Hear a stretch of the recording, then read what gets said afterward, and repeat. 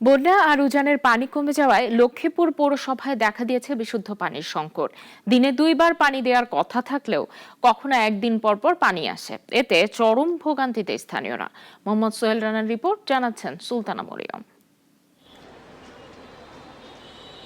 লক্ষ্মীপুর পৌরসভায় প্রায় 1.5 লাখ মানুষের বসবাস। 4টি ওয়াটার ট্রিটমেন্ট প্ল্যান্ট স্থাপন করা হলেও এখনও বেশিরভাগ এলাকায় তীব্র পানির সংকট। ঘন্টার পর ঘন্টা লাইনে দাঁড়িয়েও পানি মিলছে না। পানির অভাবে প্রতিদিন ভোগান্তিতে পড়ছেন লক্ষ্মীপুর পৌরবাসী। অনেক সময় পাইপ দিয়ে দুর্গন্ধযুক্ত ময়লা পানি আসে। কেউ কেউ দূর থেকে পানি আনতে বাধ্য হচ্ছেন। মাসে মাসে বিল পরিশোধ করে পানি পাই না, তার একজনের বাড়িতে হেতাগো পাইতো পানি পাই না, টেপার করে পড়ে। পৌরসভার লাইনে পানি একদম আসে না, এটা আমাদের অনেক সমস্যা। বাচ্চা কাচ্চা নিয়ে আমরা পাশের বাড়ি থেকে অনেক কষ্ট করে পানি আনি। যা একটু পানি আসে, অনেক সময় মাঝে মধ্যে গন্ধ এবং ময়লা পানি আসে। আর আমাদের পানির ব্যবস্থাটা না করলে আসলে ব্যবসায় আমরা খুব প্রতিপন্ন হই। আর এটা যখন সাপ্লাই পানিটা দেওয়া যায় না, অন্য পানি আসলে গুণগত মান ভালো থাকে না।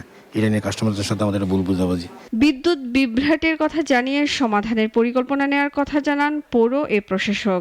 বর্তমান প্রেক্ষাপটে বিদ্যুৎ বিভ্রাটের কারণে ওই 50% এরিয়াতেও আমরা শতভাগ পানি দিতে পারছি না।